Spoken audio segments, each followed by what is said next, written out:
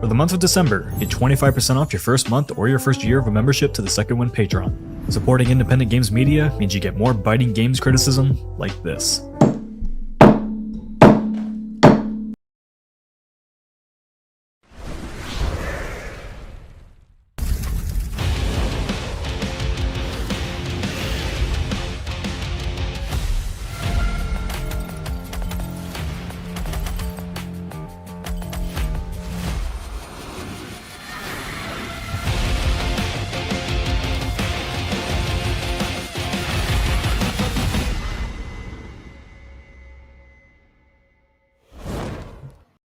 Well, hello, everyone, and welcome back to Firelink Podcast, episode number 93 for Thursday, December 18th, 2025. Marty Sleva here, joined by Nick Calandra, Casey Wosu, and producer Eric for our final show of the year.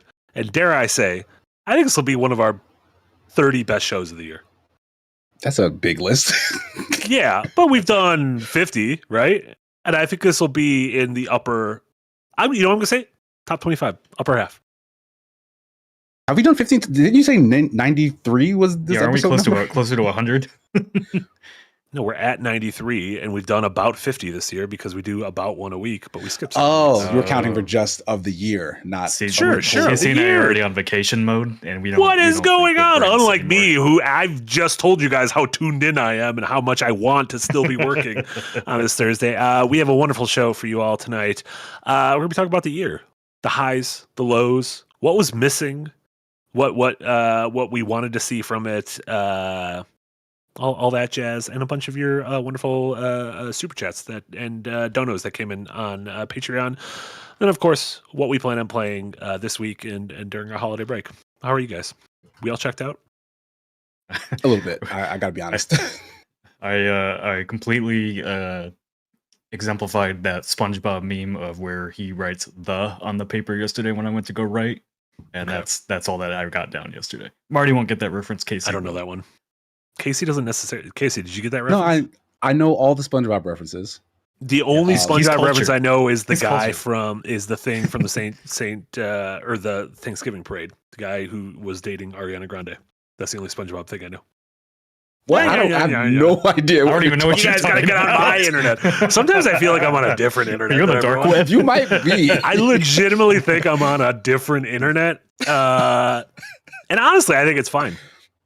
I'm sure if there's one person out there who understood it, that's all that really matters.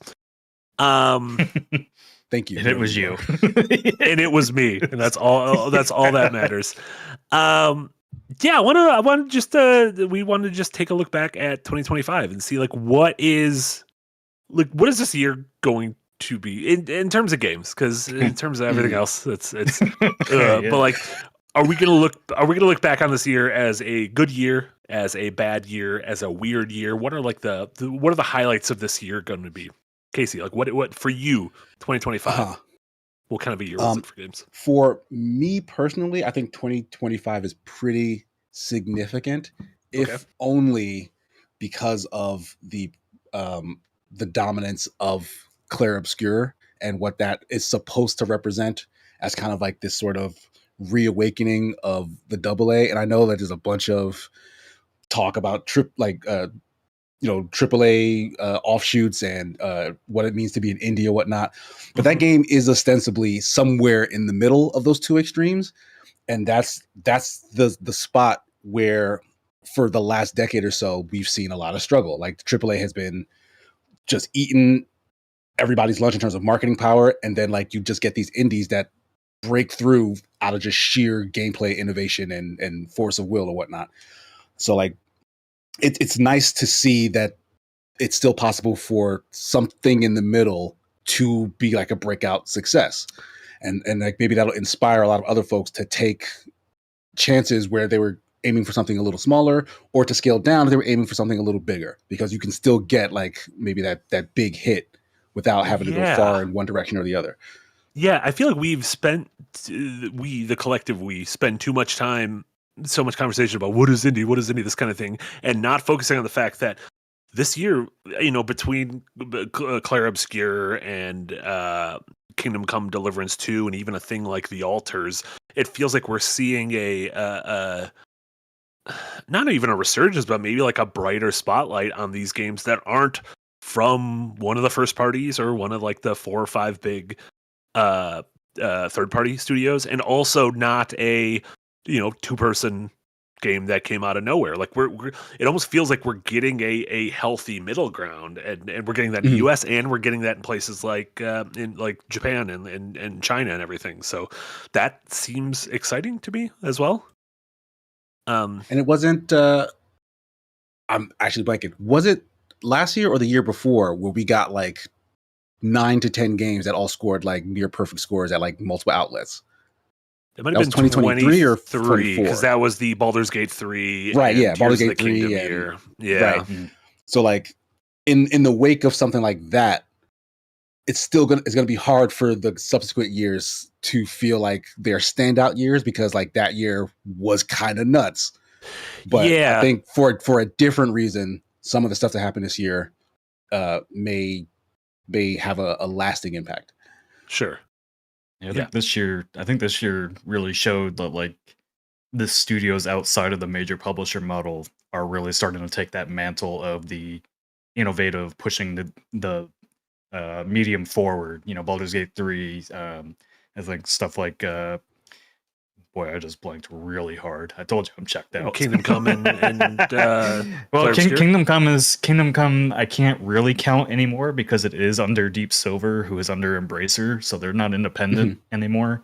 But also, like, they did make a game that is very outside the traditional mold of what a Western AAA publisher would normally push. Mhm.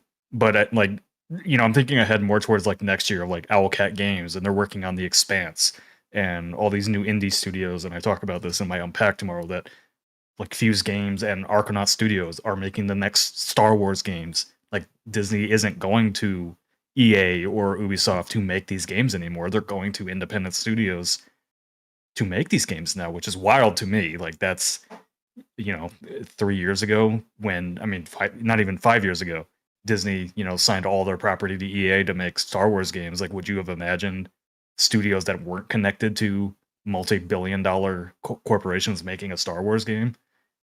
How long until they start doing? I mean, they're already doing that for Marvel too.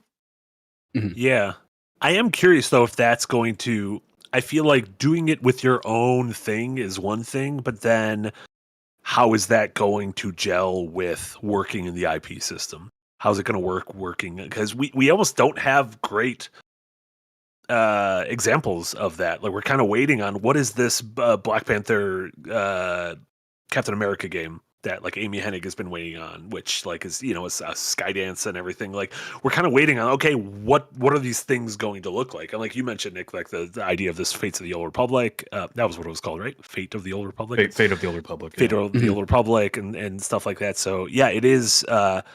It is curious, and I'm weary of being too like this is perfect because No, for it as won't many be. stories of Claire Obscure of like we escaped the shackles of AAA and made this thing, we have a mind's eye, and that is a story of we've made the biggest game on earth, and now we have unlimited funding to make our version of that, and then mind's eye is like one of the great cautionary tales of the year.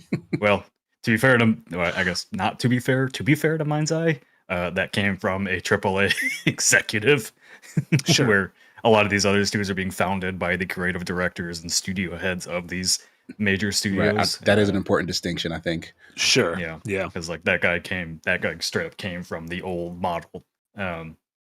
Yeah, I wanted to write for one more Unpack for the year. I have one coming out tomorrow, but I wanted to write another one about like looking back at this year, and I'm just wondering, like, is the old AAA model kind of dead now? Um, Not so much in like there's not gonna be any good games coming out of EA or Ubisoft or anything like that anymore, but like what does a new IP look like for AAA at this point? Like aside from Sony doing new IPs with their studios that have really long lasting legacies, like when's the last time EA announced a new IP? When's the last time Ubisoft announced a new IP? And now those companies are both being sold off to Saudi Arabia and China. Uh, I think the major publishing model is like kind of outdated at this point. it's at a loss. Like they don't like because of so much of the creative talent has been kind of pushed to the margins, and like you just keep stacking all these executives and these money men. They don't know how to do the thing. Like they're like, all these things made money, so we'll use those things to make more money, and then that's like that cycle of farming IP for as much as they're worth and not creating anything new, because like those guys don't know how. They don't understand that that's how any of the stuff that they cherish started. Mm-hmm. Yeah, when I look at according to Matt Piscatella, who works at what is that, Circa? Is that Circana? Circana. Which used to be the NPD group. The NPD group, the best-selling console games of the year, up through November.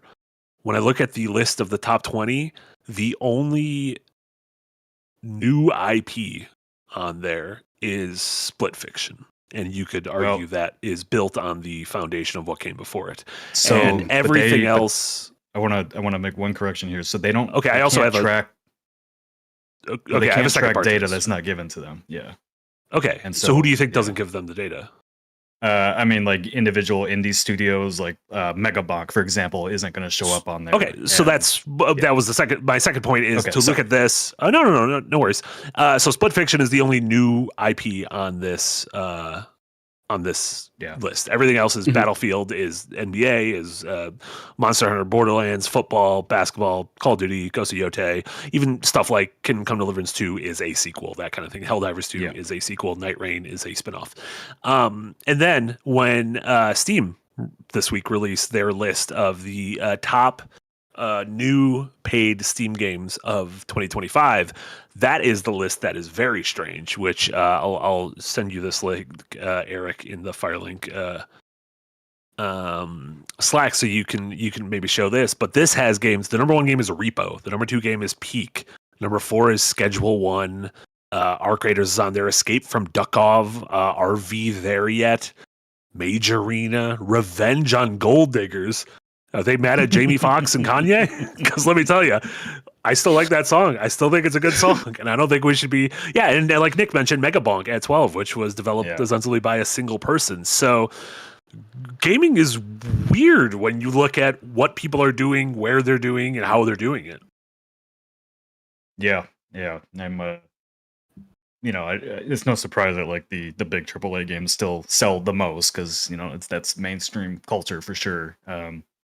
But I mean, like, Call of Duty Black Ops 7 is already on sale for, I think, $35. Yeah. And it's been out for, 4 weeks? That's insane. That's never happened to Call of Duty. That means that game is not doing good. Yeah.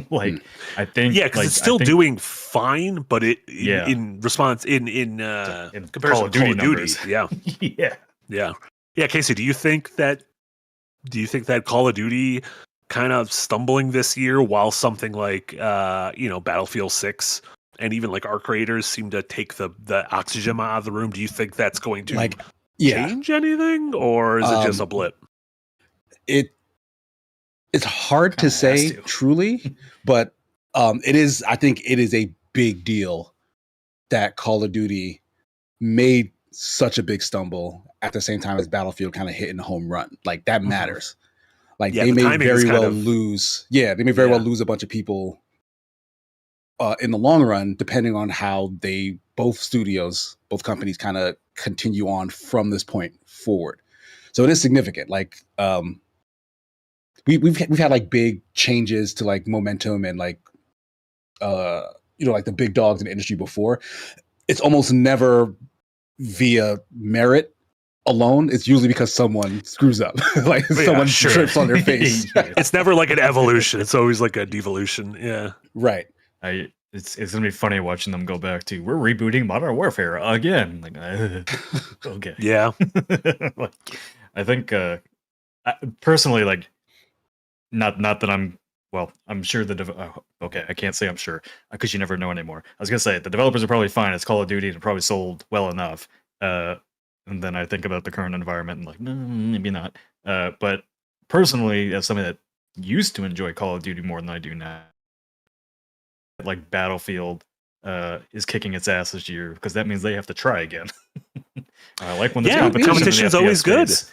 Yeah, But the game just before it was really good. Like Call of Duty was it Black Ops 6 or was it just 6? Black Ops 6. Yeah, Yeah, yeah. Black Ops 6 was They did say after really this one good. they're not doing back-to-back releases of the same franchise anymore. As if that was the problem. Yeah. Yeah, I think your problem like, isn't the name of when the you say thing. Black Ops. I mean, I don't know. When you say Black Ops 7, it's like another one. Like, I mean, Call of Duty is confusing because, yeah, like, yeah, I don't know. It'd be very different. It's like charting like Fast and Furious names. When it's like, when are you using Roman numerals? When is it just a name? When is there a Yeah. number in here? Call of Duty is specifically funny because like people keep telling them we want a grounded experience from Call of Duty, and they go back to that for a while, and then they're like, okay, we need to keep ramping it up, and then they keep getting more and more and more wild, and then people fall off. It's exactly what happened with the old Black Ops games and everything too, as they went to futuristic and Infinite Warfare. And Sure. like, we just want our boots on the ground military shooter. And guess what sells on Steam by the tens of millions? Lots of those games, Ready or Not, Battlefield. People don't want. How about what do you guys feel about a week out? How are you guys feeling about High Ground? Do you remember High Ground? It was the final game shown at the Game Awards. High Guard. Yeah. Well, that shows you how I feel about it, because I forgot its name. And I had it written down, as High Ground. Oh, no. That's how I feel about it, but I'm also not that game's audience. So, thinking back to Concord, the gameplay of Concord, it played well. I enjoyed what I played of the beta, but I knew it wouldn't have legs because there was nothing unique about it. Like there was no unique game mode. There was nothing in there. High Ground, goddamn, High Guard has. I'm gonna be your last week's Hollow Knight. Oh no! Is that a better name? Who knows? It's. I thought High Ground just because in Star Wars. It's over, Anakin. I have the high ground. The main thing, like, from that trailer is I don't understand what's unique about the game. Like, I don't know what their gameplay mode is or whatever. So if it's got a unique gameplay mode and it plays well and it's fun to play, like, should be fine. But you never know with these games anymore. Eric put High Ground on the footage. I'm sure he did it as a goof, but please correct it, because we're just gonna look incompetent. I mean, fucking screenshot it. I don't care. I don't know the name of this game. It's 2026 in my head. Okay, going over a couple super chats, and then I have a couple more directions I want to take the 2025 convo in. Dotsy, thank you so much for a £5 dono. Thanks for the great podcast this year. What do you think was the most snubbed game of the year? For me, it was Kingdom Come Deliverance 2, which I guess Kingdom Come Deliverance 2 also was nominated for Game of the Year and won PC Gamer's Game of the Year, so it feels like some accolades. Yeah, it got a lot of accolades, probably maybe less than someone whose favorite game of the year it was might like. I guess what for this? Oh yeah, what's your answer, Casey? I believe Rematch was kind of grossly under rewarded because of like what it was, because of like maybe like that game is really fun as a video game first. Like, yes, it relates to a sport, and it relates to in this part of the world, not so popular sport. And I feel like that was some of the bias for, like, maybe especially like the American based awards, that folks don't want to play soccer. Mm-hmm. But like, it's a good ass multiplayer video game. And that team especially did a lot of stuff to make sure that it continued to improve after it launched. And it's still a lot of fun to play. And it kind of got no recognition. It was in the Game Awards, it was nominated for like the best sports category, and then lost to Mario Kart, which is dumb. Which also, like, even Mario Kart fans are like, this is not the Mario Kart we wanted. Yeah, like like, I'm a Mario Kart fan, and I would be like, you should probably get this one to rematch over. Like, it's just disrespectful. Like, it was clear that the folks who were voting hadn't given Rematch a chance. Yeah. Nick, Alana Pierce did a video about the voting, and she basically called out how stupid it is.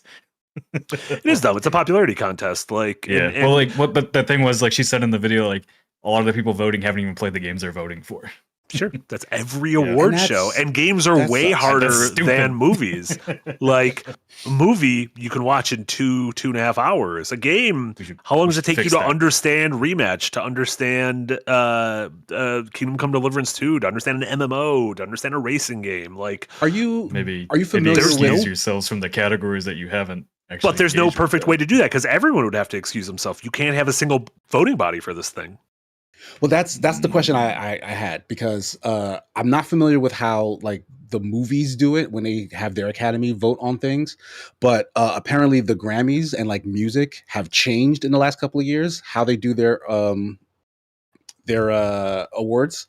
Yeah. And they've increased the pool of people who they allow in the voting board, so like Mhm. they Which increase has a been lot more great. diversity, which More has been really great. international voices, more minorities. Yeah, yeah. And two, out of all the categories, any individual can only sign up to vote in 3.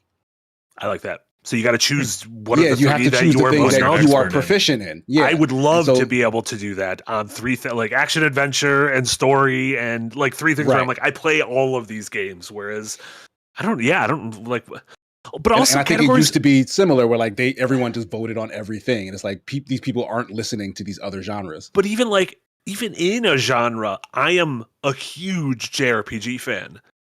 Mhm. But there is also Kingdom Come Deliverance 2 that I did not care about this year. Not that I didn't care for, but just like is not my cuppa. And Uh-huh. so like these things shouldn't be in the same categories. Like these categories are dumb. We need a rethinking of we need like from the ground floor. Like we need to raise them and come up with and they shouldn't be like analogous to movies. They should be to the gameplay experience of them, because the gameplay experience of a Clair Obscure is very different than a Kingdoms of the Dump or a Kingdom Come Deliverance. Does that water like sort of the accolade down a bit if it's like, okay, the RPG category is split into CRPG, WRPG, JRPG? Oh God, we would have a 6-hour. We just award need show. 26 of them. We just need the RPGs awards where each letter gets their own RPG. That's pretty much. There what is I wrote in my- ARPG. Right, You gotta yeah. come up with the rest of them. That's a good plan. I'm gonna come up with every letter of the alphabet RPG because we already got like 6 of them. That is a great windbreaker episode for next That's year. a funny. That's actually good. Okay, I'm gonna write that down because I'm not gonna remember that. I guess my wait, Dick, did you have a single game that you thought was? Me, man. Yeah, you don't have to like. I don't even know if I have one. Blueprints? Yeah. Do you think Blueprints was?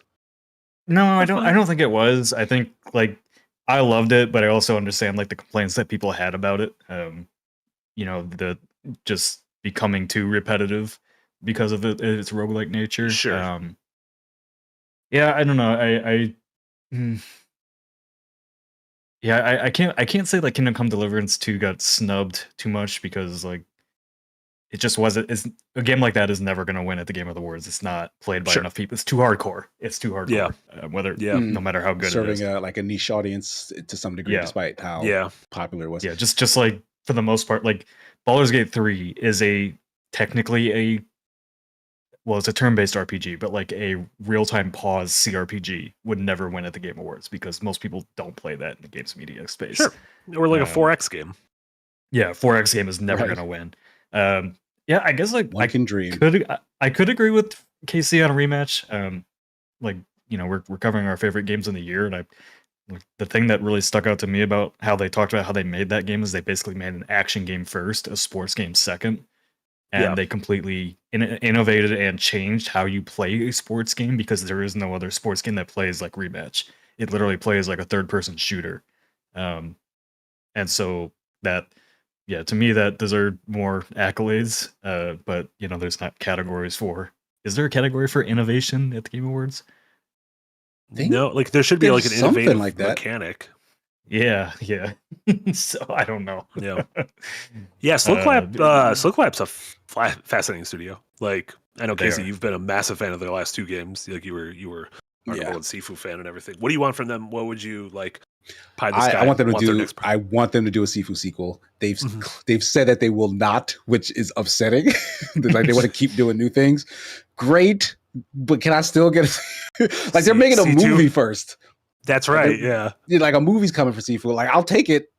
I think that's actually not a bad idea. I don't. But like, yeah, damn, but I also don't need a Sifu movie because Sifu is based on a bunch of movies. Like, it is based on a bunch of movies. yeah, like I would you love know, to, I I can would love watch. to see them take like basically what For Honor did, but translate it to a single player game. Yeah, look at me.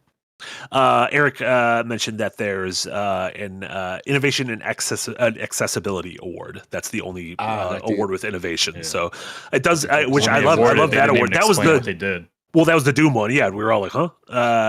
Which just tell us what it is because that would be cool. Just show like a little, or like at the Oscars, have a sizzle reel when they're like best cinematography. They show you 7 seconds of the movie that look really good, and you're like, oh yeah, you did some good lighting there. I see what they did there. Yeah, I see what you did. I saw in the chat some folks mentioning games like The Alters, which I'm sure a member of our team will have more to say about soon. Stuff like Wander Stop, even like Fantasy Life was one of those that came that felt like it was big for a little bit, but never got the love. But the mainstream, yeah. Yeah, but also just a good year for games. I don't see any of those 6 games for Game of the Year. Like, there's no what the hell are you doing there kind of thing. Like, yep. And there's even like another 4 or 5 that if they would have snuck in there, like if you would have put Ghost of Yote in there, I'd have been like, yeah, that's a pretty good game. S6 is my handle. Thank you so much. $5 Australian. Studio Head leaving before Exodus launches. That news came out earlier today. Naughty Dog with mandatory crunch. That news also came out today for an internal demo. Rockstar union busting. Nick has more to say about that. Why is gaming so depressing? Is it the gaming or is it just the AAA scene that can't figure itself out? Yeah, I mean, a lot of this is big corporation exploiting working class, which is just life. That's every job. It's not unique to gaming. It's not unique to art. But everybody's just more aware of it and tired of it now. Yeah, all of these are shitty, and it is tough to separate all of these because every one of these stories sucks. Well, I guess the studio head leaving Exodus. I don't really know what's going on at Wizards of the Coast. So yeah, there's a bunch of speculation on that. I mean, basically what he said is my part in the game is done, and I'm guessing he got offered another opportunity he didn't want to pass up. Sure. But the Naughty Dog mandatory crunch for an internal demo, that sucks. That really fucking sucks. And on the other hand, I'm very excited for this game. So like this is a weird job where you have to Rockstar union busting is fucking awful. And if you want to know about it, you can listen to the first episode or watch the first episode of Beyond the Pixels. I'm also very excited for 06. So it's hard to, I don't know, maybe I'm a hypocrite, but yeah. Somebody asked in the Discord about the Microsoft boycott video that PMG just put out. People Make Games put out. Mm-hmm. Yeah, I saw that. I didn't watch it yet. I didn't see that. Yeah. They basically, their data centers were basically gathering info on Palestinians and all that. And so it's like stuff that's not just like gaming industry bad, but like humanity bad. World bad. Yeah. But I think like what I basically said to that person is kind of like, I think what we learned during the Activision stuff about the sexual misconduct that was going on there. And when we kind of took a stance of boycotting that, and it's like, I don't particularly know what the right, I won't say I won't know what the right thing to do is. I know what the right thing to do is. It's consistency, because Google does this stuff, and like every major company does this stuff. I don't know what the answer is, how to handle those situations. It's weird. Yeah. Yeah, and at the same time, like you can, I don't know. It's all a very personal line in the sand you draw on, and also, I think there was a lot of folks, some of us included, who did not play or talk about Hogwarts Legacy. That game sold 40 million copies. That sold more than Smash Ultimate. Like that sold more than Breath of the Wild. Like that is like it is one of the I think 20 best-selling games of all time. I think it's going to pass. It will sell more in its life than any single Call of Duty ever. Wow. Jesus. By the end of the day. Hey, but Netflix Like, said wow. Warner Bros. Games division has no worth to it. Which is insane. It is insane to me that they're like, I don't know, I've never heard of that. And I'm like, Yeah. oh, Jesus. Yeah, so I don't know. Why couldn't they just made that a thing I care about? That would have been nice. Whatever. And then just a casual. Thank you so much for the $5 dono. There are many great smaller games. It makes me miss renting games. Could it make a comeback, or are subscription services like Game Pass our only option? I also miss renting games. Like Nick, I don't know if did you grow up renting games, or were you too young? Yes, I grew up renting. I was alive when Blockbuster was around still. But no, I don't. Yeah, I don't know. Because you always talk about the 360. It seems like the 360 you could do a lot of cheap digital shit with. Well, yeah. I mean, I started with a PS1, so I was renting PS1 games and all that. I think renting died when Redbox died. I never even used. Yeah, Redbox. that might have been like the final throws. Yeah, I used to. But that was I after used to use like, Redbox. folks were not renting when Redbox was at its height. Like it was the only place I think you could like still do like, rentals. GameFly was the big one. Oh yeah, like for a while. GameFly, yeah. GameFly. I used the subscriptions at GameFly. I never did. Did you guys ever do GameFly or I never did a rental? I did a lot of GameFly, like just before like getting like working with Nick, etc. That was how I played most of the stuff that I played was like.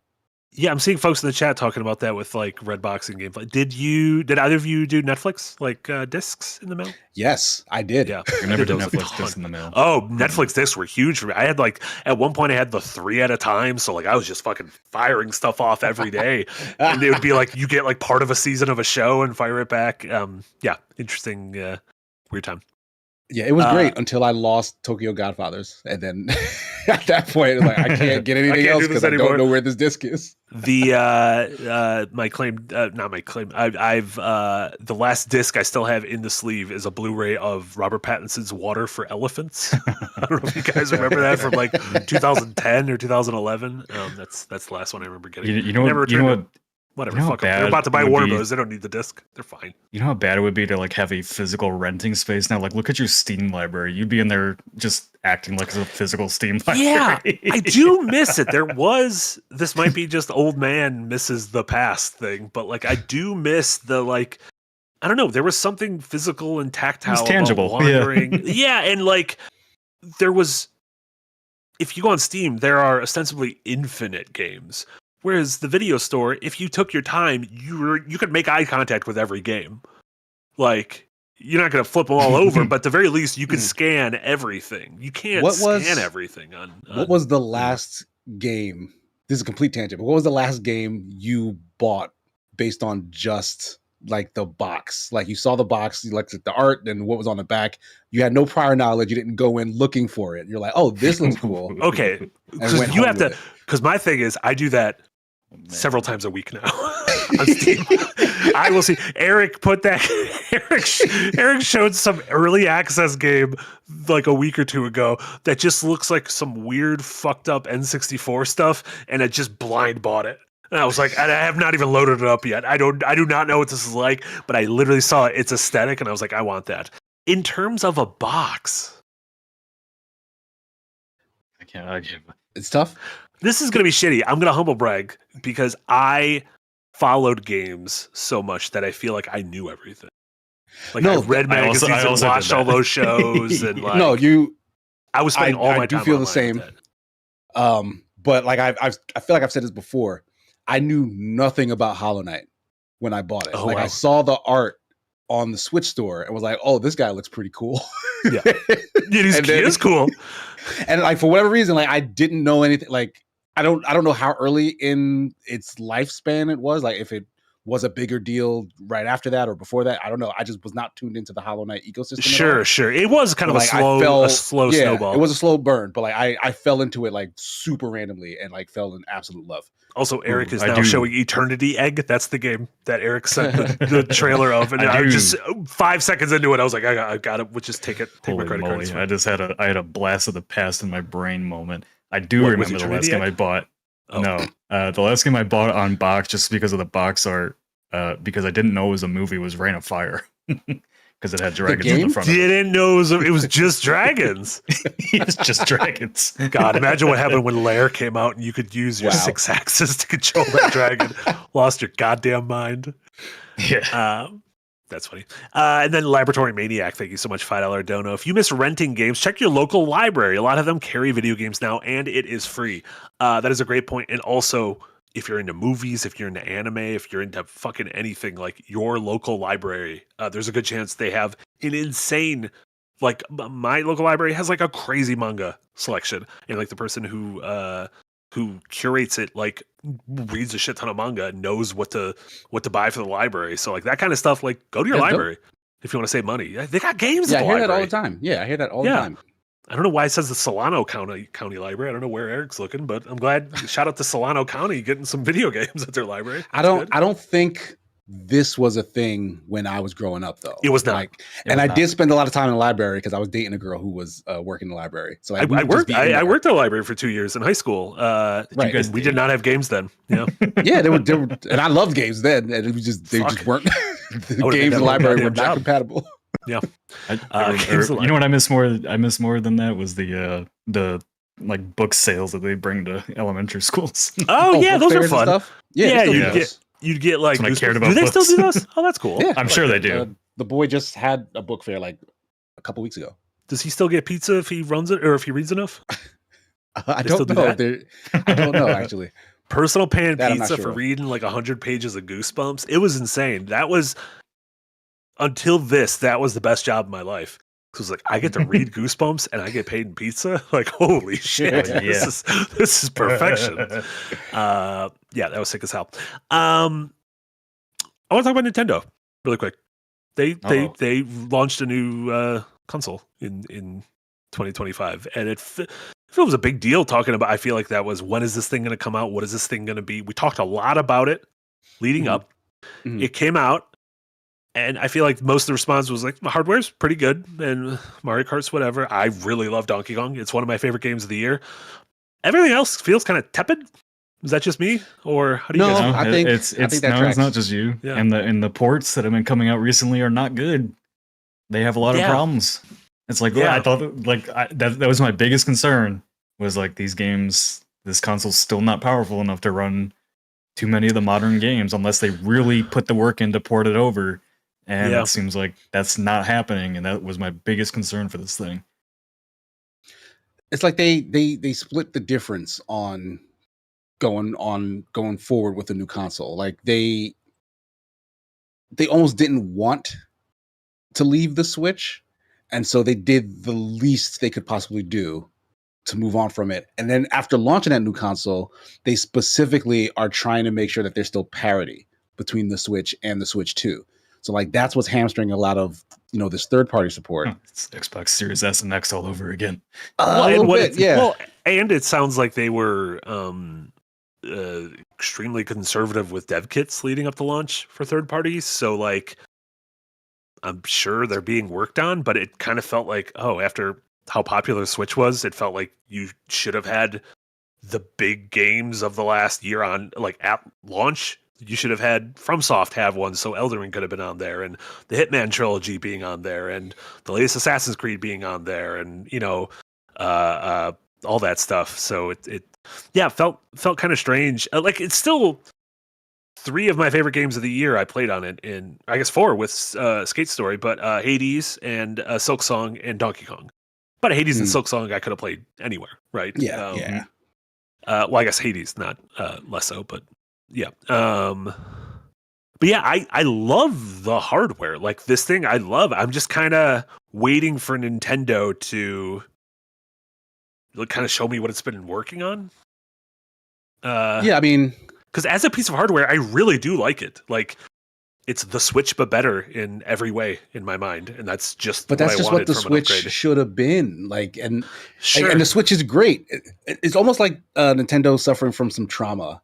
Because like before the Switch, the last thing they released was such a massive dud. Yeah. That like now that they have this thing that kind of saved them from the last generation that was a dud, they don't want to leave it. They don't want to stray too far from that safety net. Sure. I think Metroid Prime 4 not Yeah. exactly wowing kind of took a lot of the sales out, and like Yeah, that's one of the games I've been two playing. of their exclusives have been similar racing games, and then that's really it as far as like, I mean, you know, Donkey Kong's the big thing. yeah, Yeah. but yeah, Yeah, I think it's tough. Not launching with more of a lineup reminds me way too much of the Xbox One lineup. Oh God, yeah, that's a good point. That was a very bad lineup. I think that was where Black Flag. Honestly, Black Dead Flag was Rising, the best game of any of those Dead Rising games, 3, But that was Dead on Rise, 360 and Black as well. Flag were the Yeah. three. And it was on PS. Like it was on every console, so it almost the best game of that fall was just multi-platform, which is nice. We don't get that too often. A couple. Let's do a couple Patreon messages that came in that I like. Andrew Whitewinter, thank you so much at that $5 tier over in Patreon. Thank you, Andrew. What game that released this year would most surprise you if it got DLC? I guess you could do what game would you like to see DLC the most? Because like surprise me would be like Mind's Eye, because you can't. What are you doing? Just let it die. That kind of He's thing. like, oh no. Yeah. I'm excited for the Silksong DLC. We don't know what it is. Yeah, that was cool. But, That was a nice surprise that came so quick. But we were Or at talking least about this on word of it came so Dokapon. quick. I kind of don't want to play it again until it's all out, and then just replay Silksong, because by then can I'll see probably that. have forgotten some stuff. But that just might be a personal one. Yeah, Nick, do you have is Kingdom Come getting DLC? Do you know? It already did. Yeah, it's already gotten. It's basically done. It's done now. It's got Okay, but did it get like a chunky, like a named expansion though? Did it? Yeah. It got not like an Elden Ring level. Okay, nothing like that. But smaller quests, extra quests, and stuff like that. That's cool. There's actually 3 games I would love to see expansions for. The first being Chronos: The New Dawn. Like thinking back on that game, I really enjoyed my time with it. It was it's Bloober Team is kind of an exciting developer right now. I think like they're on the cusp of becoming a really strong horror developer. I'm really excited for Silent Hill 1. The other game is Hell Is Us. Loved my time with that this year. I would love to see them do some more with that and really get into go even further with like their investigation mechanics, because that's the thing that I think was missing. And then the last one was Wu Chang Fallen Feathers. I would love to see them do like a Liza P. Overture follow up. Yeah, that'd be cool. Yeah, Casey, do you have any? Like, are you gonna do Casey, that? Casey, you didn't even around Wu Chang, did you? I played a little bit of it, like maybe an hour and a half to 2 hours at most. Okay. Didn't like it. I thought it was fine. Like those early hours didn't like wow me. So like I didn't like run back to it. Like I would like to give it more time. I just haven't. Yeah. Did you? Are you going to do the Claire Obscure DLC? I actually haven't had any desire to. I want to load that up. No, I want to, because I've been meaning to go back, because I missed the Simon fight. Like I went to where Simon was, and then left because I was actually doing something else when I stumbled. Would you be able to like get that muscle memory back quickly? I think so. Like that. That's the thing. Like that game. It is very simple to pick up. Sure. Because everything is laid out in front of you. You have infinite time to look at what's happening, and then you just have to learn the patterns when you're in the boss fights, right? And that's a good point. That's just muscle memory. Like if I can parry in Sekiro, I can parry in Clair Obscure. I like that. You can dodge a wrench, you can dodge a ball. I want Mario Kart World DLC, and just make me like the game. Just make me whatever you're gonna just add some stuff to it that makes me really like thing, didn't they? What, in Donkey Kong? Like, they released some sort of Donkey Kong Island the future of that game at all. They released the Donkey Kong DLC, and I didn't like that, because I don't like that. Yeah. You know what, Nintendo? I take it back. I don't think I like your DLCs. I don't like the Zelda DLCs either. Stop doing DLCs.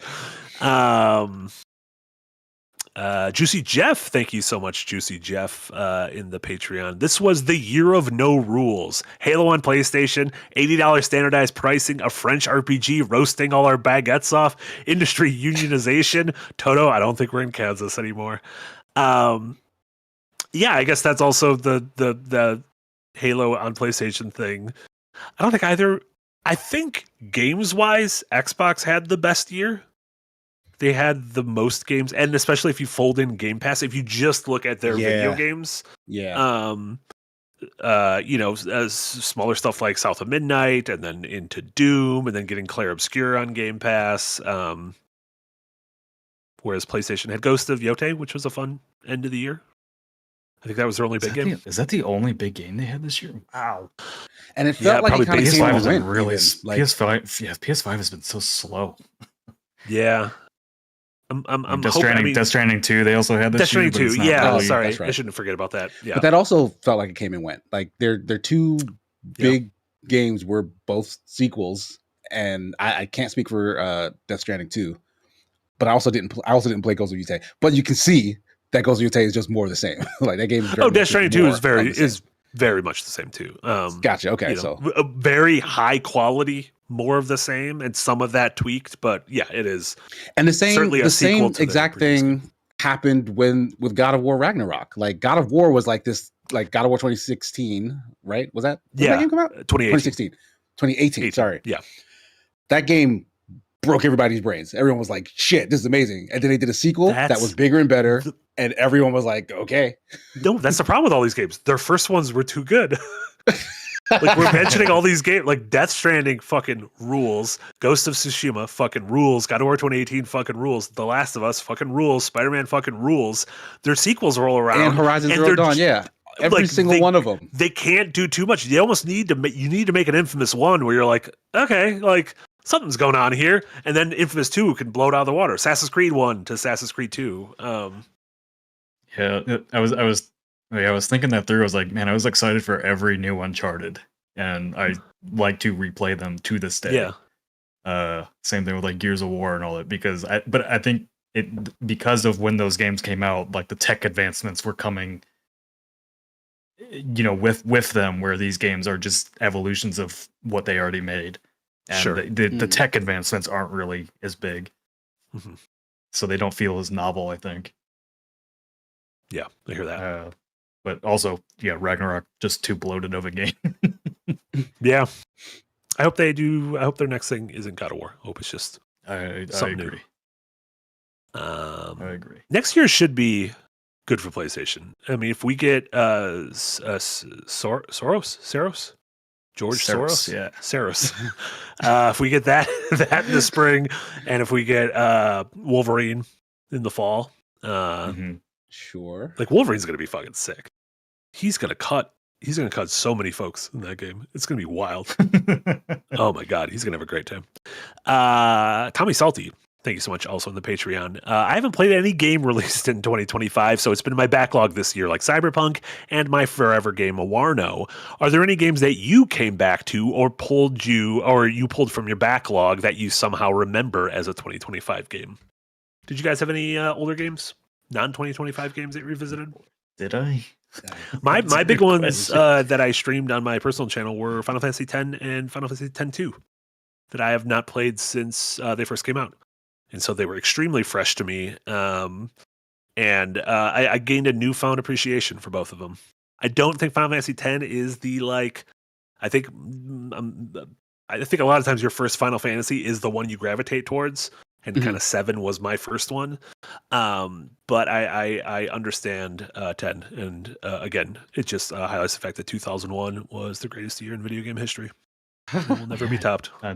Looking through my games that I loaded this year, I don't think I hit the backlog at all this year. I think it was just too many games all the time coming out this year. Yeah. I didn't really have time. If anything, maybe Marvel Rivals, which that's kind of feels like cheating because that actually came out really late last year. That was like December of last year. Yeah. Did we play Metroid Dread this year? Yes, that was this year. Okay, I feel like that was one. I don't know how much you loved it, but I feel like no, Dread is my favorite Metroid that we've played. Oh, and you came to that late. Yeah. Okay, I guess that counts. Yeah. I'm not going to say James Bond Tomorrow Never Dies. I don't think that was one of them. I don't think, despite the fact that there were several World Trade Centers in that one. They just kept coming. It was any direction you would make a 90-degree turn and you would see 2 more World Trade Centers. Oh my! It was pretty making up for lost time. Exactly. King Raptor, thank you so much. Said the season premiere of Fallout Season 2 was awesome. I have to thank you guys for the Fallout New Vegas stream. Inspired me to download the stability mods to get me through my own playthrough, and now I'm playing 4 and I'm liking it as well if I'm still partial to 3. Never played this many new games or demos. Thanks for the spotlight and looking forward to 2026. I love to hear that. Also, that reminded me, New Vegas is another game I revisited this year, and I not revisited, played for the first time. Revisited, you played for the first time. Newfound appreciation. Are you guys gonna watch Fallout? The first episode was last night. Yep, I did not watch it. Eventually, yeah. Oh, you did watch it? Eventually, watch it. I did, yes. Okay. Are you waiting, Casey, for it to be? Of course, done? yeah. I need all the episodes to be out and available. And you enjoyed it, Nick? Yeah. No, it's a good time. Should I rewatch the first season? Is there like a nice little recap or something? There's a previously on that goes through the entire season. Casey, you say no, I don't need to, but you're not my brain. Because my brain right now is telling me, I think you need to. You got to see what Kyle MacLachlan and Ella Purnell are up. I haven't watched the new Stranger Things yet because I'm still 2 episodes away from catching up. And these season 4 episodes of Stranger Things, let me tell you, they get long. There was one. Marty. There was one that was an hour and 47 minutes, and I'm like, "What are we doing?" That's the stuff with like all of Elle's backstory, right? Yeah, which is pretty. I think the reveal. I just had the Vecna reveal, which I thought was pretty cool. Sorry, Nick, were you going to chastise? Did you? Yes, I am. Because you know what tomorrow is? Besides the Epstein files. Oh no! Do you have that on your calendar? Are you bringing up a certain Fire and Ash? I am. Oh no! Avatar comes out not tomorrow, Nick. Avatar is out as of right now, as of 6 p.m. tonight. Avatar Fire and Ash is in theaters. You made it all the way there without watching the sequel. It's going to make 300 to 400 million worldwide this weekend. I have not watched part 2 yet. What if it's a flop? Like, what happens if Avatar 3 is a flop? Then James Cameron. Like, it'll be really easy to flop. Movies. Like, those movies make so much money. It's so easy for them to flop. James Cameron can't lose. I refuse. But by flopping, it's still going to make like 1.5 billion. Enough. It can't be worse. Why do I? This is. I don't know why I want to defend Avatar when I don't like Avatar and don't watch Avatar. And I usually don't like the most expensive thing. Something about Big Jim. Love that, man. It's pretty cool. And then look, it's an Eric. Thank you so much over in the Patreon. This has been such a banger year for small teams. Do you think that their success will cause a trend by the various investment groups and institutions and other studios and solo developers? Because we all know that they will never learn anything, and that the lessons will be misconstrued. Like, do you think Clair Obscur is a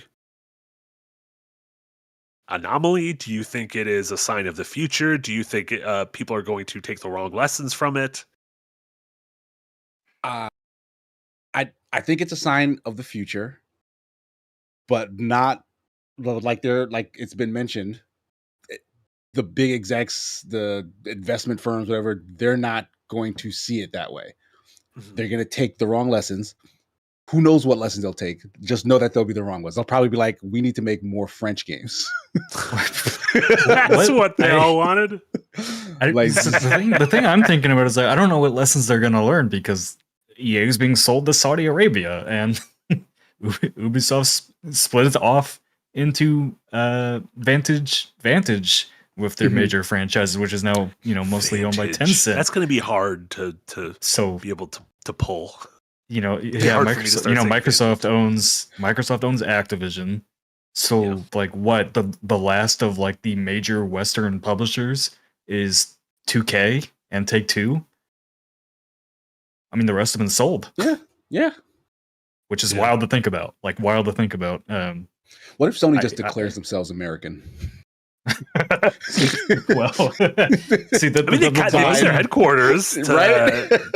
I don't think it matters what lesson any of them learn at this point because GTA is just going to sell a quadrillion copies next year. Like GTA is playing a different game. Like you can't look at them and glean any information or insight. Like what they're doing is unique to just them. I don't know. I don't know what the future of EA looks like under Saudi Arabia. I don't know what Ubisoft and obviously Casey can't speak to anything, but we haven't heard anything about Ubisoft Connect or anything coming from them to even talk about what their plans are for future games. There's a bunch of rumors about the Prince of Persia remake coming out early next year. We have the Assassin's Creed Black Flag remake that's leaked so many times now. The ship is completely sunk. Oh my god, I'm really excited to replay Black Flag. I think that's going to be a delight. Holy moly. It's a really good game. It's a really good game. Yeah. So I liked so many leaks that that was good. No, it's good. I don't want to just roll past that. Yeah, agree with that.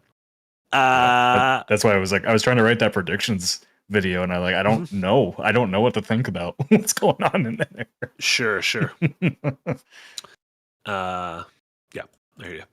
Then we'll do one more and then talk about what we've been playing from Dodo Tiger Alliance. Thank you so much, Dodo. Said long-time viewer, first-time caller here. Real privilege to support Darren's puns and Marty's Hachi Machis. My personal highlight of 2025 was the Lies of P DLC. Really felt like a culmination of the Souls-like combat design for the genre that's been done to death so much. It goes to show you how good it can get when the devs try to improve instead of just copy. Lies of P was dismissed as as we have Bloodborne at home, but it's the seemingly little changes to the formula that have really made the combat shine. Happy holidays and have some peaceful times soon. Casey, did you ever get to the Lies of P DLC? No, because I played it for review on the press account. So I tried to buy it and was like, oh, I don't actually own this game or a save file of this game. So in order to get the DLC, I would have to buy the game and the DLC brand new. So I waited.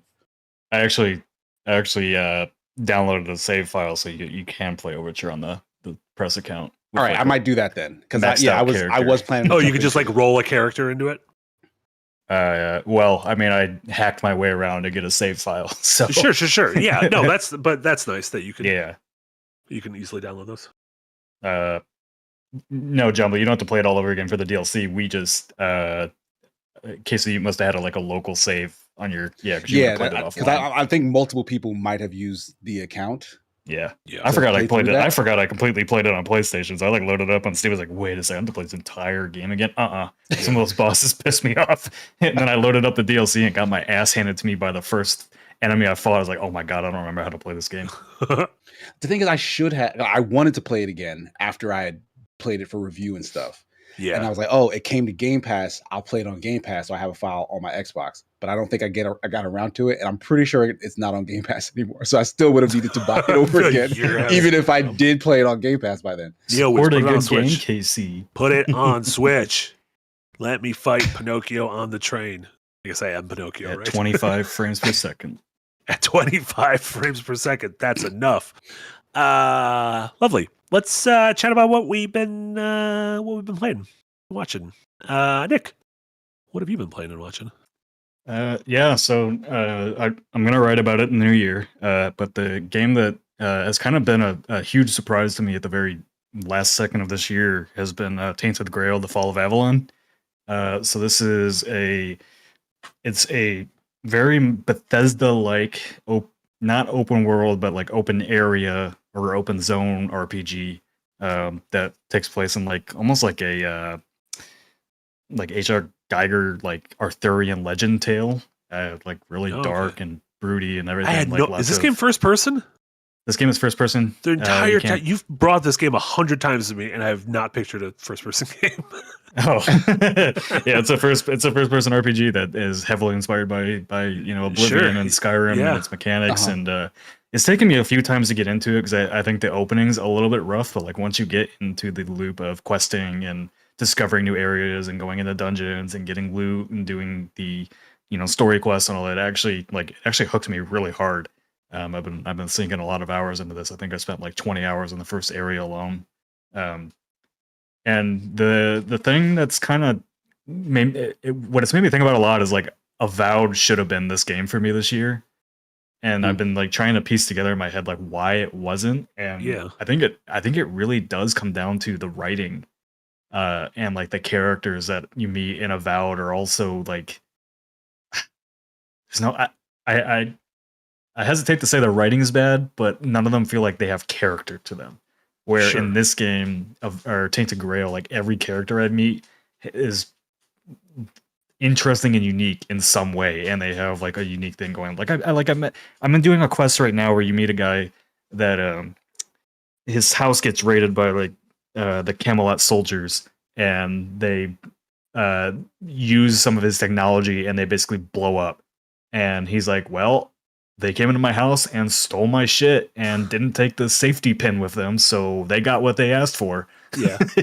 And then like the RPG part of it is like, you know, decide, do you like just let him go or go tell like the captain like, hey, you guys fucked up, not this guy. Yeah. It's like I love that like type of quest design where Avowed was very much like, this is good, this is bad, this is in the middle. Mhm. Like Tainted Grail does a really good job of like all of its quests kind of having like no clear answer, and also like just not obvious consequences to those answers, which I really enjoy. And I also just like, I don't know what it is about Obsidian's games like The Outer Worlds and Avowed. I just don't find like being in their worlds very fun. Sure. And Tainted Grail, even though like it's definitely a mid-budget, you know, AA game, I just find being in this world much more interesting to explore altogether. Even though like, you know, people have talked about how good Avowed is at exploration, it just doesn't feel like it. Yeah. So it's just weird. Like it's just, you know, as I play it, I keep thinking about like, why didn't I like Avowed? And I just can't I can't completely formulate why, but Yeah. No, and sometimes a game kind of has the juice or it doesn't, and it's like that's a it's good way hard to put it. Yeah, it's hard to you know, you kind of know it if you got it. Yeah, I bounced Yeah. off Avowed as well. Like I gave it a quick shot, and it was Yeah, I played it very for a few generic hours. feeling. Mm-hmm. it just it just doesn't have atmosphere. I think that might be what it is. Like Tainted Grail has like a very clear tone, visual tone, atmosphere.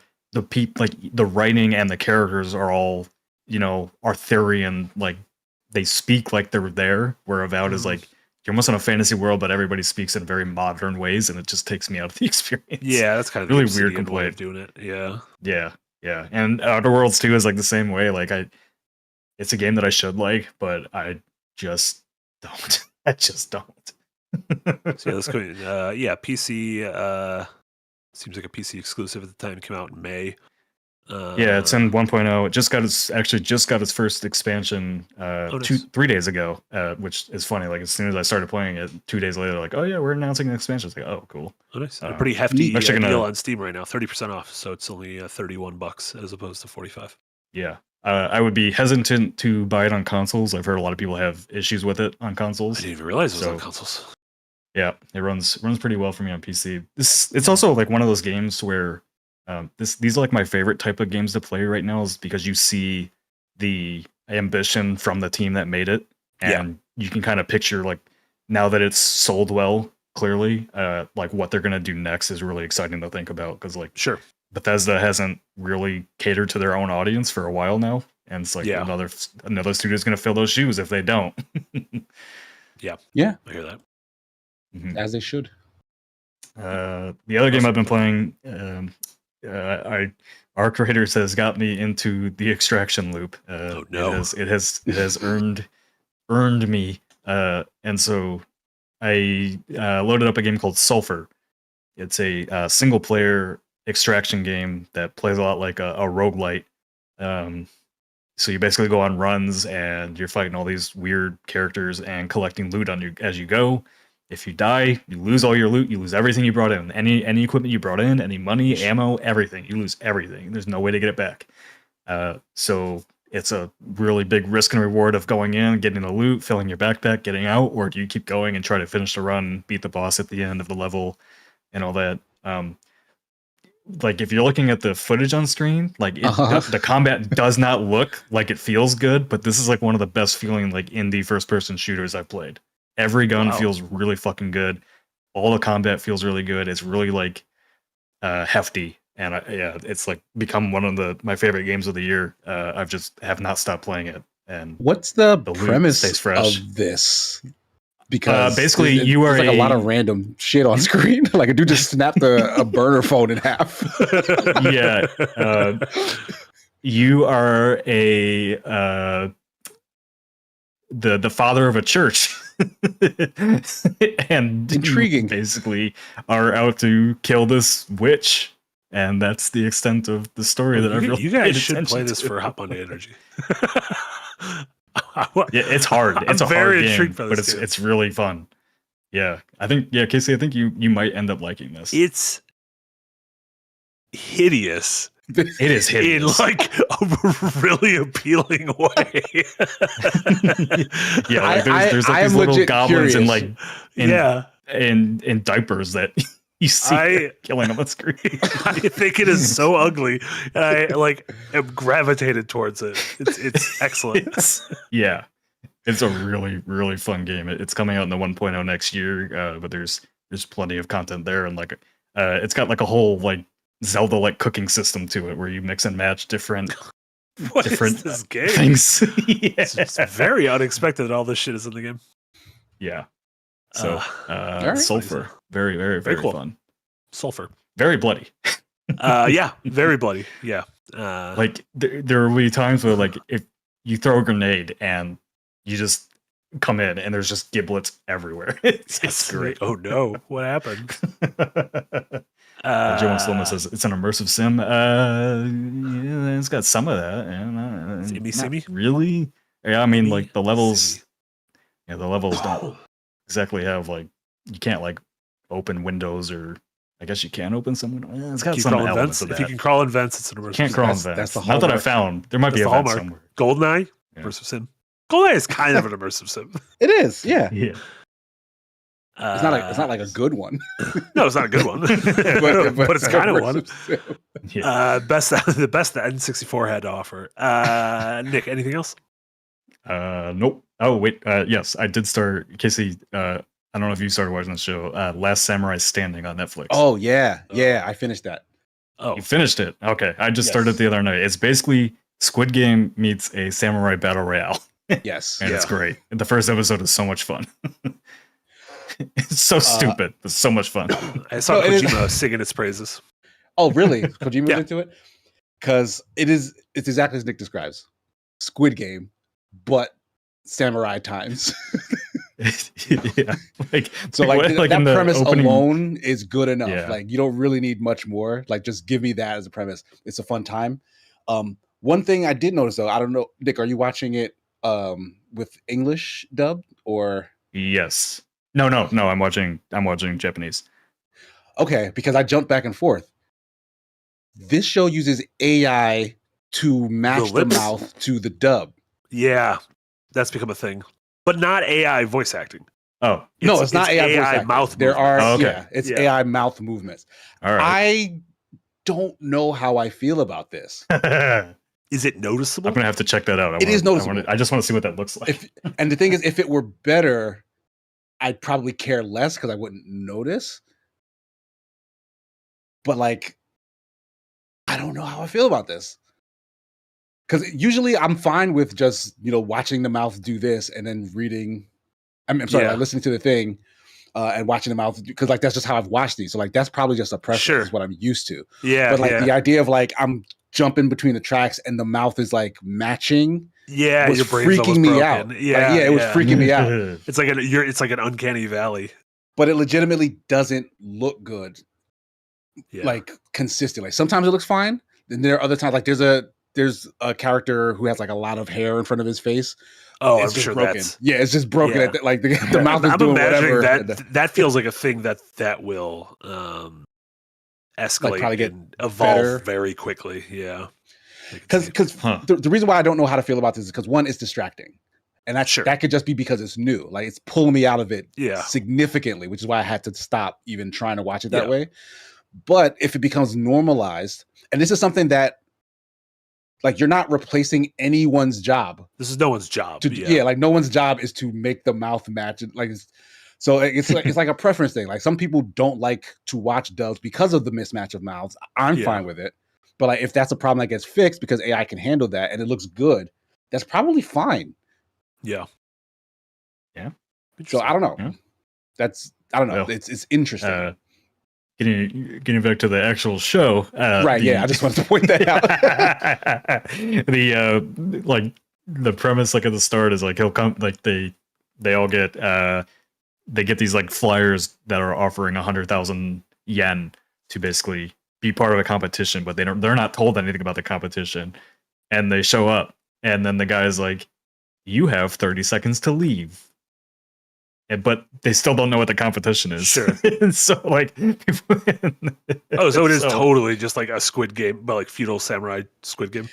Yeah, yeah. Like they don't give them like games, but the whole thing is like an amazing race type thing. Like get to these locations, pass through these checkpoints, and you have to have collected a number of tags from other participants in order to pass each gate. So like they intend you to find and fight everyone on the way.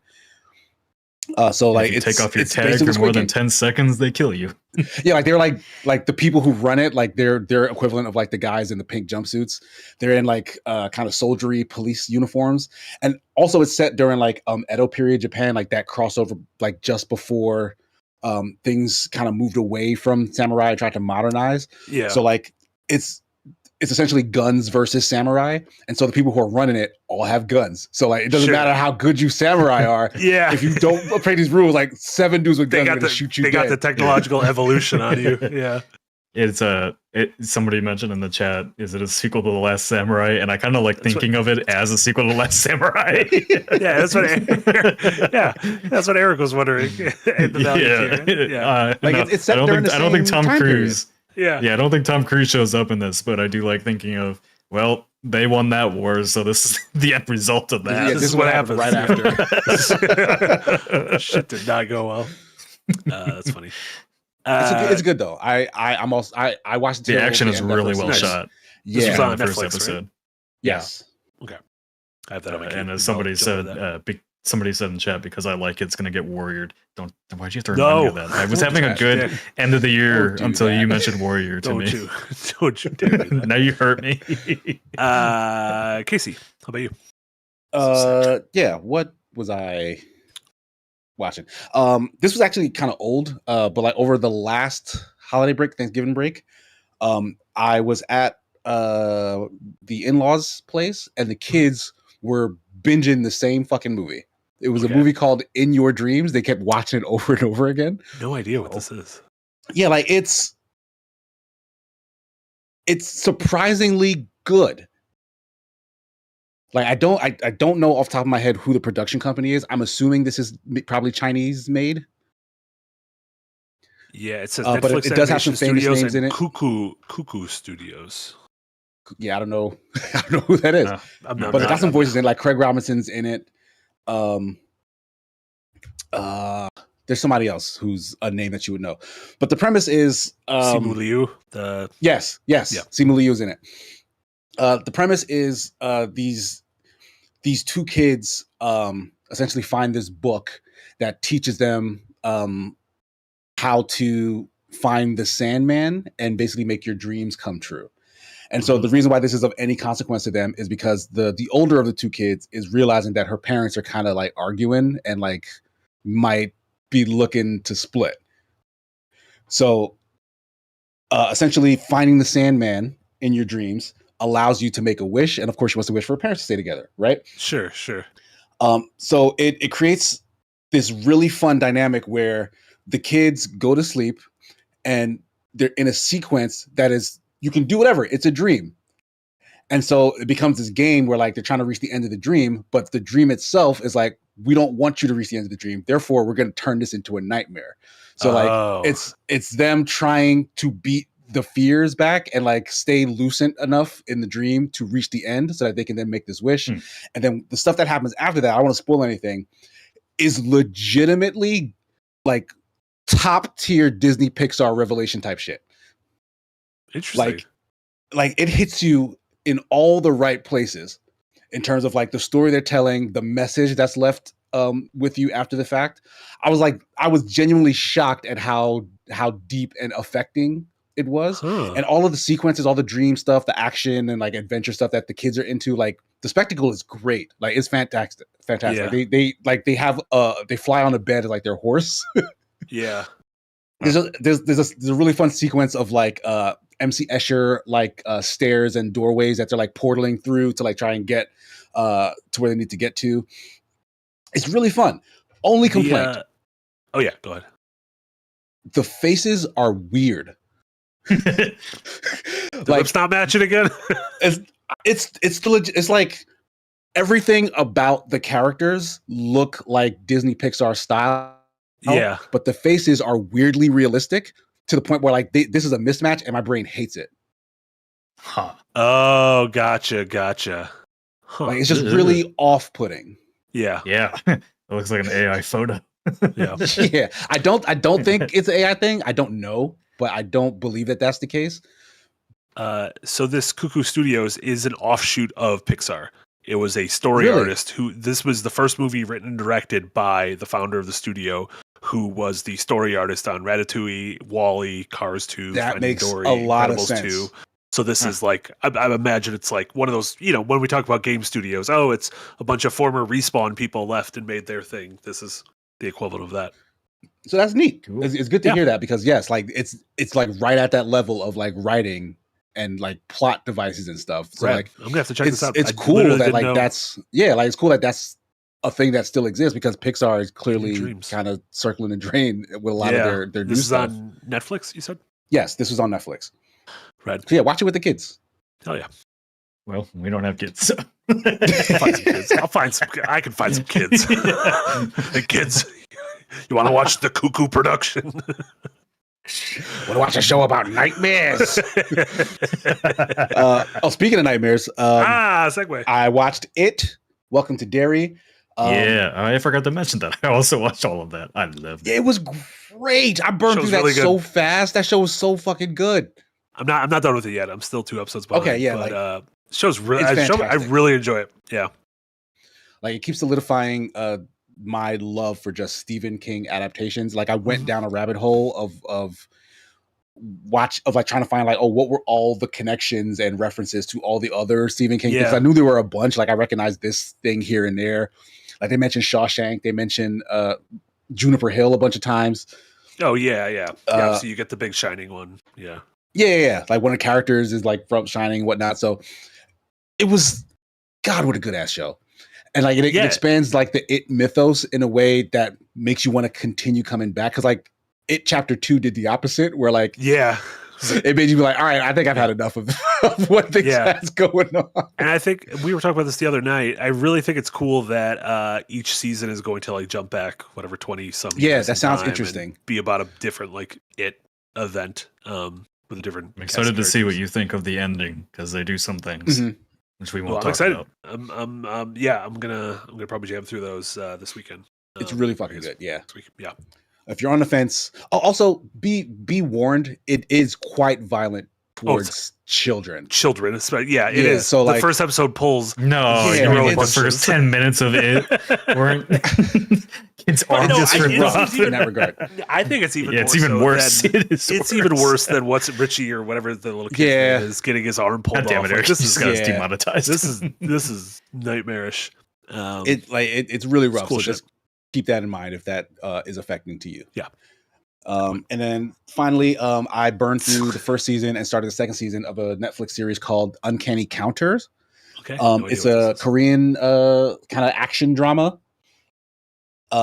It itself compares itself to Yu Yu Hakusho, and I think that's pretty apt because you're essentially following a group of characters, like one main boy in particular, but a group of characters who essentially get possessed by like ghosts, and those ghosts enlist these characters to then fight evil ghosts. Like these are evil spirits who are possessing like bad people who already have the inclination to do bad things. They empower them to like do hella murders and like get stronger.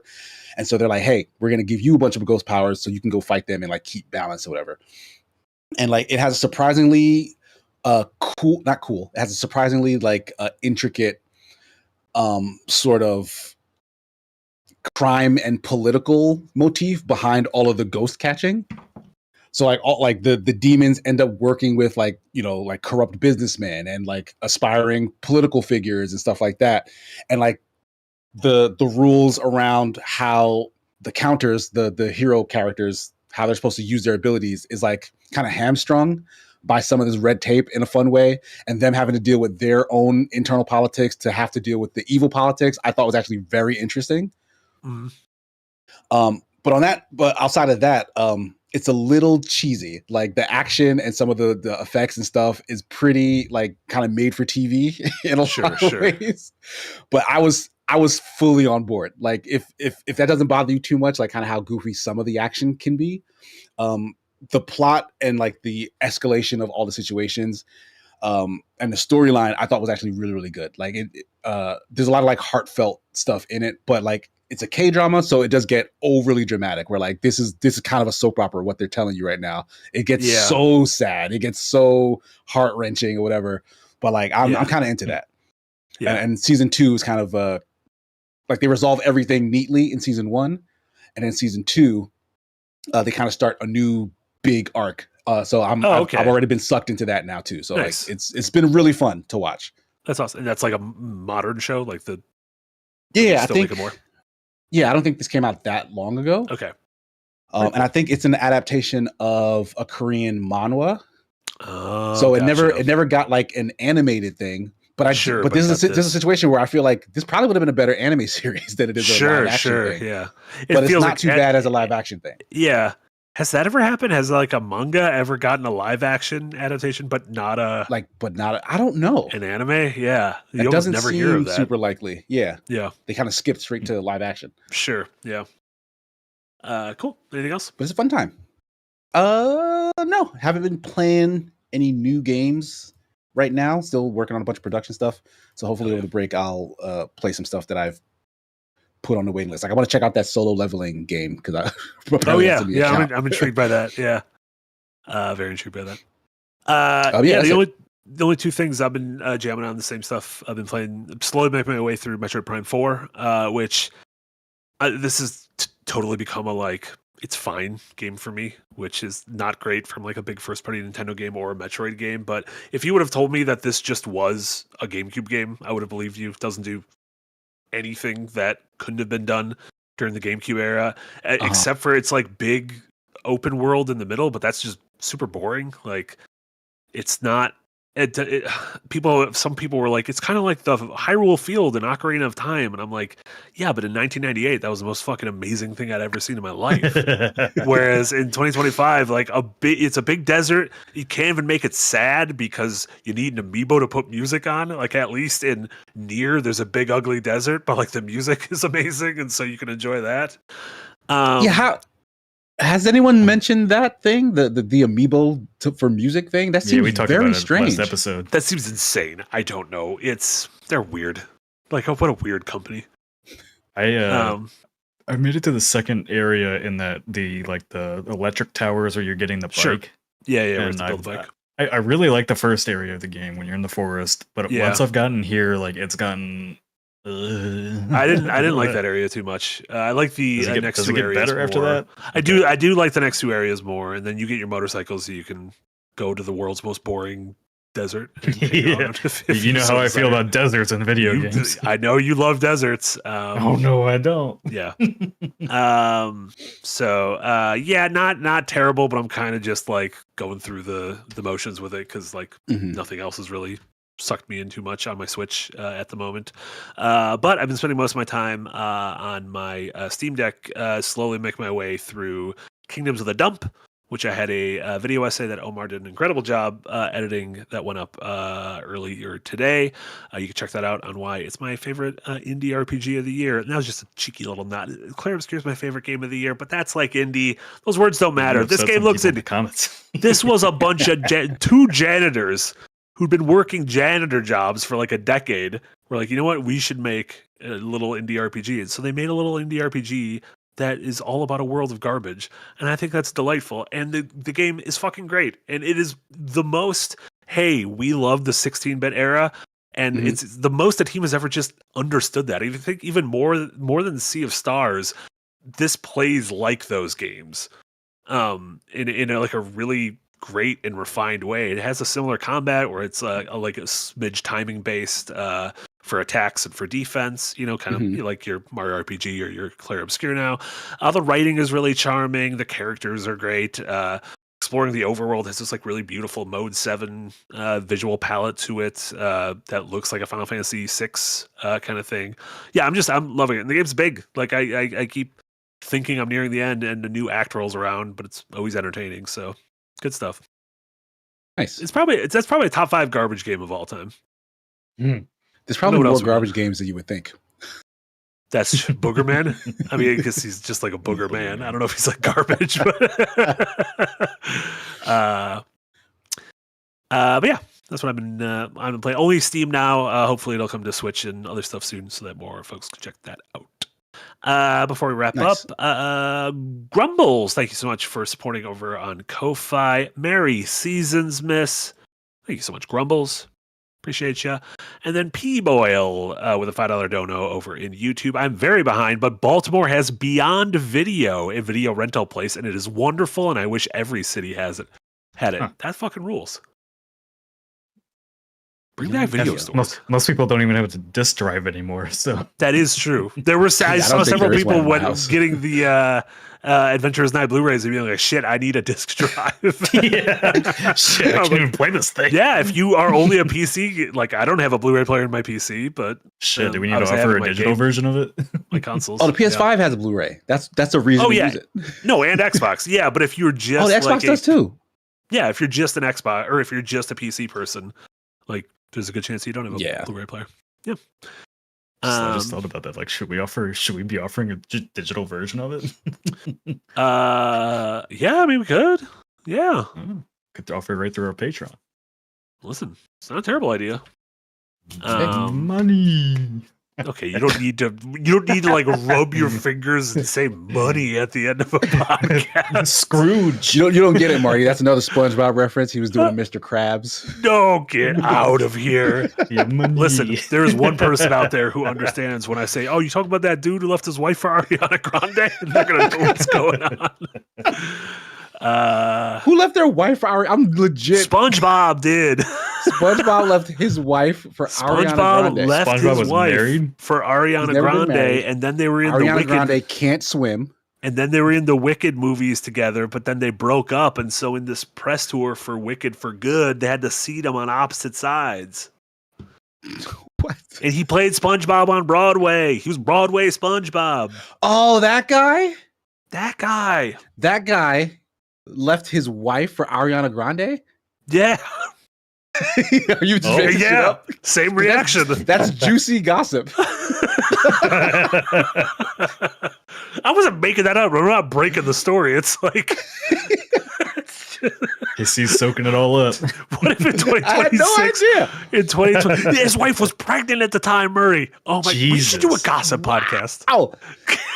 We What do does a Ariana Grande's people say about this? What has The what thing has is- been her? So the thing is, they got together on this Wicked movie, but then after they've shot, but right before this movie came out, I think they split up, and they had to both go on the press tour for this movie. And so they had to like sit them on like opposite sides of like Vanity Fair, like how good can you boil an egg challenges or whatever. The only thing I keep seeing about Ariana Grande is how she says how healthy she is, and that's a question. I get worried. I get worried about everyone. I just want Very- everyone. I get worried about everyone. I want everyone to be happy and Yeah. everyone to be healthy, and it's hard out there, especially if you're getting cheated on by the man from SpongeBob. So yeah, that was on top of the world, pregnant with SpongeBob's baby. Next,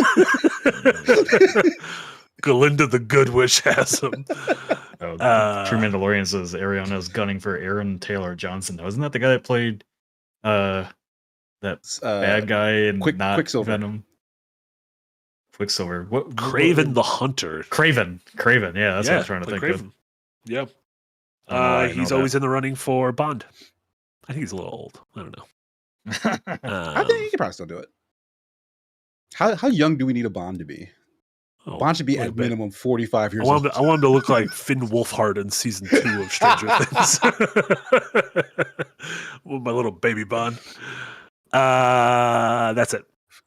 That's all we got left. We got nothing. We got nothing else in the tank. What an end of 2025. What an end to 2025. Casey, what do you have going on? What should folks know about in Casey? We mentioned this yesterday, but be on the lookout for several end of the year wrap up videos where we're telling you our favorite games, our favorite movies, things we're looking forward to in terms of games in the next year or so. I'm producing one of them, but I have like recommendations in all of them. So like should be fun to hear from me and a bunch of the rest of the staff. I should also have a video essay on Skate Story drop at some point as well. Like that's I don't know when, but probably before the new year, we might get one of those. And tomorrow, me and the wife should be on stream doing our regular thing. We finished Dispatch. That was great. Really had fun with that. So I don't know. We might do something chill. Like maybe she'll jump on Stardew Valley or whatever, and then like we'll like just look up weird celebrity facts. Like we'll get the hot details about this Ariana Grande. Look up Ariana Grande SpongeBob. You're gonna learn so much. But yeah, that's it for me. Excellent. Nick, what about you? Oh boy, I got a lot of stuff to go through. Saturday, join us starting at 11 a.m. CT for our end of the year party stream. We'll be playing RV There Yet. We'll be playing Elden Ring Night Ring, and we'll be playing First Class Trouble, which Casey and Marty are learning about the first time because I haven't told the team yet because we're only doing 3 games instead of 5 because everybody wanted to be done by about 5 p.m. Central. So we're just going to keep it nice and sweet and get everybody out so they can go vacation and have a good time. So that'll be Saturday, 11 a.m. to 5. Tomorrow I'll have my last Unpacked of the year, in which I drop a grenade, which is talking about what is indie game, and I'm going to drop that grenade and then go on vacation. So have fun with that one in the comment sections. And then the Joker snapping a pool cue in half. Yeah, pretty much. Letting it all on fire behind him. Yeah, and then over break, I'll have 2 new episodes that will be on the Pixels drop. One on the 13-year development story behind a routine. Talked with the developers of that game about their journey. And then the Tuesday after will be a big interview with the Nightling developer, which was one of Casey's big games this year, on making a really good game, but struggling to have it sell. Just kind of the struggles of indie games that get noticed in this market, even though their previous game, Pine, sold way better than I expected. I'm not going to give those numbers in here so that you watch the podcast and find out, but I was shocked by how well that game actually sold. Nice. Yeah, I reviewed that as well, actually, that game Pine. Yeah, you did. That was like the most viewed 3-minute review, I think, on The Escapist. Weird. No, Children of Morta was, but oh yeah, yes, you're right, because people were so mad at Jesse. People were very mad at Jesse over Children of Morta. It's a very good story-driven roguelite. It's like Hades before Hades almost. Jesse, Jesse's so sweet. What are they mad at him for? Yeah, they were sweet baby Jesse. You can't be mad at Jesse. I had to shut off the comments. People were so mad over that. Done them. Absolutely done them.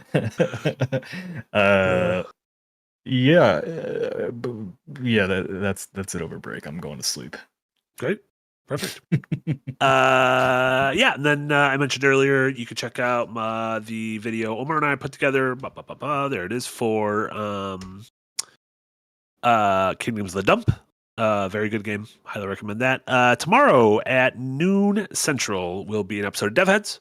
So that'll be our last second win stream of our second, I guess, before our big end of year kickoff on Saturday. And then also at 2:30 Central tomorrow, if you're in the Phoenix tier, we're doing our monthly movie hang. So tune in for that. Oh yeah. And that'll be it for us. Yeah, we'll be back Monday, January 5th with regular streams over here with all of our regular Monday streams then. So so yeah, we'll be back that week, and we'll maybe do look forward to 2026, and we can do a little redraft. Oh, we have to give the results of our fantasy draft. Oh, do we have to do that now? No, Since we should it's the do last it. episode That's how we kick off, or is it how we kick off the next one? Marty's still holding out hope that what's it called comes out this year. You can always listen, Meet of the Hollower. We got a week left. I'm just saying. Like you that little I think you actually win even without that. Yeah, I think I moved all the way to 3rd place because that's not. I thought you beat me because Rigged. Metroid. Yeah, but no, was it Metroid? No, it was because of Skate Story. But Skate Story, its original point, I think, dropped by a single point, and that was enough. Those monsters. Who did Yeah. it? Who did it? I'm gonna fight him. I'm gonna dispute this, and I'm going to send a bunch of insurrectionists to your houses. Sure. Yeah. Stop the steal. stop the steal. We don't even have a thing. I don't even think we ever bet a thing. Yeah, I don't know what We're gonna have to do a punishment stream. It was really close.